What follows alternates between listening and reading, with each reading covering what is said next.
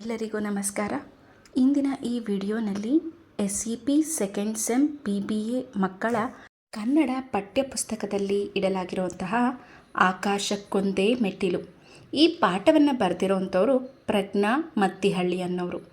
ಈ ಪಾಠದ ಸಾರಾಂಶವನ್ನು ತಿಳಿದುಕೊಳ್ಳೋದಕ್ಕೆ ಪ್ರಯತ್ನ ಪಡೋಣ. ಈ ಪಾಠದಲ್ಲಿ ಚಂದಗೋಪ ಅನ್ನೋ ವಿಚಿತ್ರ ಸ್ವಭಾವದ ವ್ಯಕ್ತಿಯ ಜೀವನ ಶೈಲಿಯನ್ನು ಹಾಸ್ಯಮಯವಾಗಿ ಚಿತ್ರಿಸಲಾಗಿದೆ. ಚಂದಗೋಪ ಯಾವಾಗ ಬೇಕಾದರೂ ಯಾರ ಮನೆಯೊಳಗೂ ಕೂಡ ನುಗ್ಬಿಟ್ಟು ಓಯ್ ಯಾರಿದ್ರೆ ಒಳಗೆ ಅಂತ ಕೂಗಿ ನೇರವಾಗಿ ಒಳನುಗ್ಗುವಂಥ ಅಭ್ಯಾಸ ಹೊಂದಿರ್ತಾನೆ. ಅವನಿಗೆ ಸಮಯ, ಸಂದರ್ಭ ಅಥವಾ ಮನೆಯವರ ಖಾಸಗಿತನ ಅನ್ನೋ ಯಾವುದೇ ಒಂದು ಭಾವನೆ ಕೂಡ ಇರೋದಿಲ್ಲ. ಚಂದಗೋಪನ ಸಂಬಂಧಿಕರು ಈ ಒಂದು ವರ್ತನೆಯನ್ನು ಸಹಿಸಿಕೊಂಡಿದ್ರೂ ಕೂಡ ಮನೆಯ ಹೊಸ ಸೊಸೆಯರು ಅಥವಾ ಯುವಕರು ಅವನ ನಡೆಗೆ ಮುಜುಗರ ಹಾಗೂ ಕಿರಿಕಿರಿಯನ್ನು ಅನುಭವಿಸ್ತಾ ಇರ್ತಾರೆ. ಅವನು ಮನೆಗೆ ಬಂದಾಗ ಉದ್ದವಾದ ಪ್ರಶ್ನೆಗಳು ಕೇಳಿ ಎಲ್ಲರ ವೈಯಕ್ತಿಕ ಪರ್ಸ್ನಲ್ ವಿಷಯಗಳಿಗೂ ಕೂಡ ತಿಳಿದುಕೊಳ್ತಾ ಇರ್ತಾನೆ. ಅವನ ನೆನಪಿನ ಶಕ್ತಿ ಕೂಡ ಅಪಾರವಾಗಿರುತ್ತೆ. ಎಂಥ ಸಣ್ಣ ವಿಷಯ ಆಗಿದ್ರೂ ಕೂಡ ಅವನು ಮರಿತಾನೆ ಇರಲಿಲ್ಲ. ಯಾರ ಮನೆಯಲ್ಲೇ ಯಾವ ತರಕಾರಿ ಇದೆ, ಎಲ್ಲಿ ಯಾವ ಹಣ್ಣು ಸಿಗುತ್ತೆ, ಯಾವ ಮನೆಯವರು ಏನು ಮಾಡ್ತಾರೆ ಅನ್ನೋ ಎಲ್ಲ ಮಾಹಿತಿ ಅವನಿಗೆ ಗೊತ್ತಿರುತ್ತೆ. ಅದಕ್ಕಾಗಿ ಜನರು ಅವನನ್ನು ಸ್ವಲ್ಪ ಹೆದರಿಕೆಯಿಂದನೇ ನೋಡ್ತಾ ಇರ್ತಾರೆ. ಅವನು ದಿನವಿಡೀ ಸಂಬಂಧಿಕರ ಮನೆಗಳಿಗೆ ಹೋಗಿ ತಿಂಡಿ ಊಟ ಮಾಡ್ತಾ ತಿರುಗಾಡ್ತಾ ಇರ್ತಾನೆ. ಆದರೆ ತನ್ನ ಮನೆಯ ಮಕ್ಕಳು ಏನು ಓದ್ತಿದ್ದಾರೆ ಅನ್ನೋ ಒಂದು ಕೂಡ ಅವನಿಗೆ ವಿಷಯ ಗಮನನೇ ಇರೋದಿಲ್ಲ.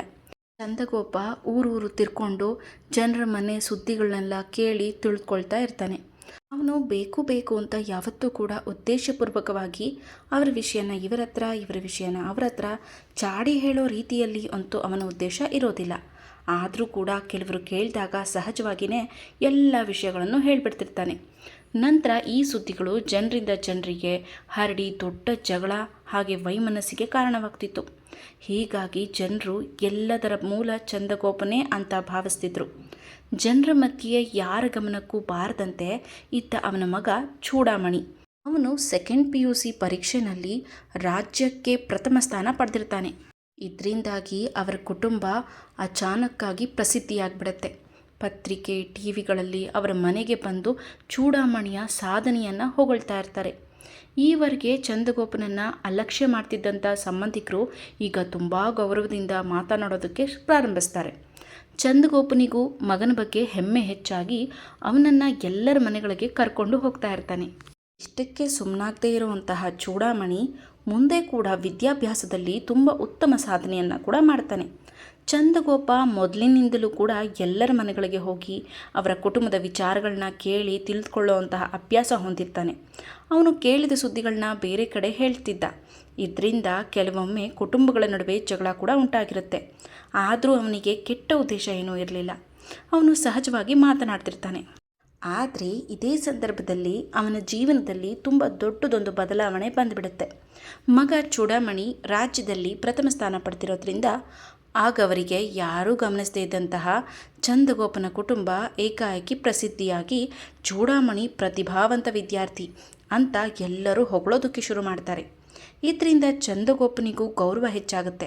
ಇದುವರೆಗೂ ಮಗನ ಯಾವುದೇ ಒಂದು ಓದಿನ ಬಗ್ಗೆ ಗಮನ ಕೊಡದೇ ಇರುವಂತಹ ಚಂದಗೋಪ ಈಗ ಮಗನ ಶಿಕ್ಷಣದ ಬಗ್ಗೆ ಗಮನ ಕೊಡೋದಕ್ಕೆ ಪ್ರಾರಂಭ ಮಾಡ್ತಾನೆ.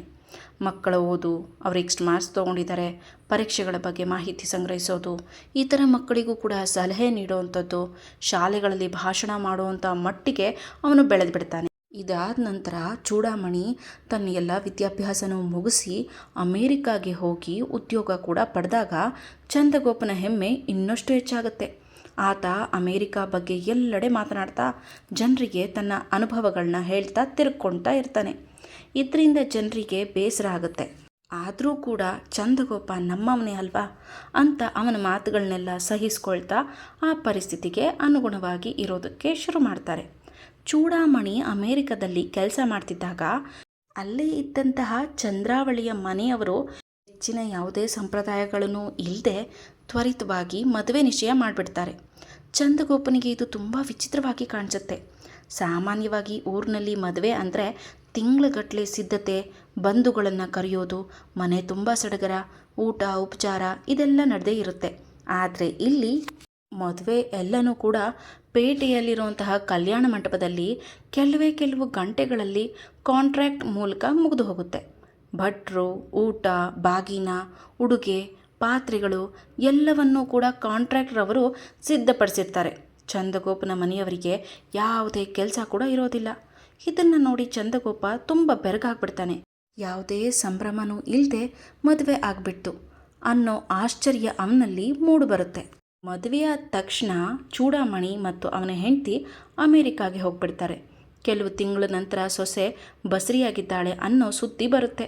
ಆಗ ಚೂಡಾಮಣಿ ತನ್ನ ತಾಯಿ ಚಂದ್ರಾವಳಿಯನ್ನು ಅಮೇರಿಕಾಗೆ ಬರಲು ಕರೀತಾನೆ. ಆದರೆ ಅಪ್ಪನಾಗಿರುವಂತಹ ಚಂದಗೋಪನನ್ನು ಕೇವಲ ಬಾಯಿ ಉಪಚಾರಕ್ಕೂ ಕೂಡ ಕರೆಯೋದಿಲ್ಲ. ಅವನಿಗೆ ಬೇಸರ ಉಂಟಾಗುತ್ತೆ. ಚಂದಗೋಪನ ಜೀವನ ಮೊದಲಿನ ಥರ ಇರೋದಿಲ್ಲ. ಅವನು ತುಂಬ ಏಕಾಂಗಿಯಾಗಿಬಿಟ್ಟಿರ್ತಾನೆ. ತುಂಬ ದುಃಖದಲ್ಲಿ ಅವನು ಕಳೀತಾ ಇರ್ತಾನೆ ಸಮಯನ. ಅಲ್ಲೆಲ್ಲ ಆದರೆ ಅವನು ಎಲ್ಲರ ಮನೆಗೂ ಹೋಗಿ ಮಾತಾಡಿಕೊಂಡು ಬರ್ತಾ ಇರ್ತಾನೆ. ಆದರೆ ಈಗ ಅವನೊಂದಿಗೆ ಮನಸಾರೆ ಮಾತನಾಡೋವರೇ ಇರೋದಿಲ್ಲ. ಮನೆ ಕೆಲಸಗಳನ್ನು ತಾನೇ ಮಾಡ್ಕೊಳ್ಬೇಕಾದಂಥ ಪರಿಸ್ಥಿತಿ ಬಂದಿರುತ್ತೆ. ಸಮಾಜದಲ್ಲಿಯೂ ಇದೇ ರೀತಿ ಬದಲಾವಣೆ ಕಾಣುತ್ತೆ. ಜನರು ಮಕ್ಕಳನ್ನು ಚೆನ್ನಾಗಿ ಓದಿಸಿ ಇಂಜಿನಿಯರಿಂಗ್ ಮಾಡಿಸಿ ವಿದೇಶಕ್ಕೆ ಕಳಿಸ್ತಾರೆ. ದೊಡ್ಡ ಸಾಧನೆ ಅಂತ ಅಂದ್ಕೊಳ್ತಾರೆ. ನಂತರ ಆ ಮಕ್ಕಳಿಗೆ ಮತ್ತೆ ಓದಿರೋರನ್ನೇ ಕರ್ಕೊಂಡು ಬಂದು ಮದುವೆ ಮಾಡ್ತಾರೆ. ಗಂಡ ಹೆಂಡತಿ ಇಬ್ಬರು ವಿದೇಶದಲ್ಲಿ ಕೆಲಸ ಮಾಡಿ ಹಣ ಸಂಪಾದನೆ ಮಾಡ್ತಾರೆ. ಇದೇ ಒಂದು ಜೀವನ ಚಂದಗೋಪನ ಮಗ ಚೂಡಾಮಣಿ ಮತ್ತು ಅವನ ಹೆಂಡತಿ ನಿಭಾಯಿಸ್ತಾ ಇರ್ತಾರೆ. ಅವರು ಕೆಲವೊಮ್ಮೆ ಮಾತ್ರ ಊರಿಗೆ ಬರ್ತಾರೆ. ಸಂಬಂಧಿಕರಿಗೆ ಉಡುಗೊರೆಗಳನ್ನು ನೀಡಿ ಊರಿನ ನೆನಪುಗಳನ್ನು ಕ್ಯಾಮ್ರಾದಲ್ಲಿ ಸೆರೆ ಹಿಡ್ಕೊಂಡು ಮತ್ತೆ ವಿದೇಶಕ್ಕೆ ಹಿಂದಿರುಗಿಬಿಡ್ತಾರೆ. ಮಕ್ಕಳಾದ ನಂತರ ಅವರನ್ನು ನೋಡ್ಕೊಳ್ಳೋದಕ್ಕೆ ತಾಯಂದ್ರಿನ ವಿದೇಶಕ್ಕೆ ಕರ್ಸ್ಕೊಂಡು ಬಿಡ್ತಾರೆ. ತಂದೆ ತಾಯಿ ಇಬ್ಬರನ್ನೂ ಅಲ್ಲಿಗೆ ಕಳಿಸ್ಕೊಳ್ಳೋಕ್ಕಾಗೋದಿಲ್ವಲ್ಲ. ಅವರ ಮಕ್ಕಳನ್ನು ನೋಡ್ಕೊಳ್ಳೋದಕ್ಕೆ ಅವರ ಒಂದು ತಾಯಿನೋ ತಂದೆನೋ ಅವಶ್ಯಕತೆ ಇರುತ್ತೆ. ಹೆಚ್ಚಾಗಿ ತಾಯಿ ಅವಶ್ಯಕತೆನೇ ಇರುತ್ತೆ. ಯಾಕಂದರೆ ಮನೆ ಕೆಲಸ ಕೂಡ ಮಾಡ್ಬೋದಲ್ಲ. ಮಗುವನ್ನು ತಾಯಿ ಥರನೇ ಪ್ರೀತಿ ಮಾಡೋರು ಬೇಕಲ್ಲ. ಅದಕ್ಕೋಸ್ಕರ ತನ್ನ ತಾಯಿಯನ್ನು ಕರೆಸ್ಕೊಳ್ತಾರೆ. ಆದರೆ ತಂದೆ ಊರಿನಲ್ಲಿ ಒಂಟಿಯಾಗಿಬಿಡ್ತಾರೆ. ಇಂತಹ ಹಿರಿಯರು ತಮ್ಮ ಮಕ್ಕಳೊಂದಿಗೆ ಫೋನ್ ಅಥವಾ ಕಂಪ್ಯೂಟರ್ ಮೂಲಕ ಮಾತ್ರ ಕಾಂಟ್ಯಾಕ್ಟ್ನಲ್ಲಿ ಇರ್ತಾರೆ. ಮಕ್ಕಳ ಫೋಟೋಗಳನ್ನು ಕಂಪ್ಯೂಟರ್ನಲ್ಲೇ ಅಥವಾ ಫೋನ್ನಲ್ಲೇ ನೋಡಿ ಅವರ ಸುದ್ದಿಗಳನ್ನು ಹೇಳ್ತಾ ಬದುಕ್ತಾ ಇರ್ತಾರೆ. ಅವರ ದೇಹ ಮಾತ್ರ ಇಲ್ಲಿ ಇದ್ದರೂ ಕೂಡ ಮನಸ್ಸು ಮತ್ತು ಆತ್ಮ ವಿದೇಶದಲ್ಲಿರುವಂತಹ ತಮ್ಮ ಮಕ್ಕಳ ಜೊತೆಗೆ ನೆಲೆಸಿರುತ್ತೆ. ಒಂದು ದಿನ ಬೆಳಗ್ಗೆ ಚಂದಗೋಪ ತನ್ನ ಅರ್ಧ ಕಟ್ಟಿದ ಮನೆಯ ಮಹಡಿಗೆ ನೀರು ಹಾಕ್ತಾ ಇರ್ತಾನೆ. ಮೊದಲು ಅವನ ಮನೆಯಲ್ಲಿದ್ದಂತಹ ಚೈತನ್ಯ ಈಗ ಸಂಪೂರ್ಣವಾಗಿ ನಾಶ ಆಗಿಬಿಟ್ಟಿರುತ್ತೆ. ಮನೆ ಕೆಲಸ ಮಾಡೋದಕ್ಕಾಗಲಿ ಅಥವಾ ಕಟ್ಟಡ ನಿರ್ಮಾಣ ಮಾಡೋದಕ್ಕಾಗಲಿ ಕೆಲಸದವರು ಸಿಗದೇ ಇಲ್ಲ. ಕೆಲಸವನ್ನು ಅವನೇ ಮಾಡ್ಕೊಳ್ಬೇಕಾಗಿರುತ್ತೆ. ಸರಿಯಾಗಿ ಆರೈಕೆ ಇಲ್ಲದ ಕಾರಣ ಅವನ ಬಟ್ಟೆಗಳು ಮಸುಕಾಗಿ ಕಾಣ್ತಾ ಇರ್ತದೆ. ಹೆಂಡತಿ ಇಲ್ಲದ ಕಾರಣ ಮನೆಯ ಪರಿಸ್ಥಿತಿ ಕೂಡ ಬದಲಾಗಿರುತ್ತೆ. ಹಿತ್ತಲಿನ ಹೂಗಿಡಗಳು ಒಣಗಿಬಿಟ್ಟಿರ್ತವೆ. ಪ್ರತಿ ಬೇಸಿಗೆಯಲ್ಲಿ ಮನೆಯ ಅಂಗಳ ತುಂಬ ಹಪ್ಪಳ, ಸಂಡಿಗೆ, ಉಪ್ಪಿನಕಾಯಿ, ಮೆಣಸು ಇತ್ಯಾದಿ ಒಣಗಾಗ್ತಾನೇ ಇರ್ತಿದ್ರು.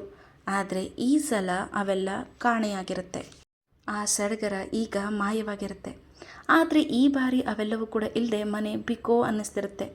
ಬರೋ ಮಳೆಗಾಲವೂ ಕೂಡ ಸಂತೋಷವಿಲ್ಲದೆ ಸಪ್ಪೆಯಾಗಿ ಕಾಣುತ್ತೆ ಅನ್ನೋ ಭಾವನೆ ಅವನ ಮನಸ್ಸಿಗೆ ತುಂಬ ನೋವು ತಂದಿತ್ತು. ಒಮ್ಮೆ ಅವನ ಮನೆಗೆ ಆಗಾಗ ಬರ್ತಿದ್ದಂತಹ ಜನರು ಕೂಡ ಈಗ ದೂರವಾಗಿಬಿಟ್ಟಿರ್ತಾರೆ. ಇದರಿಂದ ಚಂದಗೋಪನಿಗೆ ತುಂಬ ಏಕಾಂಗಿ ಭಾವನೆ ಉಂಟಾಗಿರುತ್ತೆ.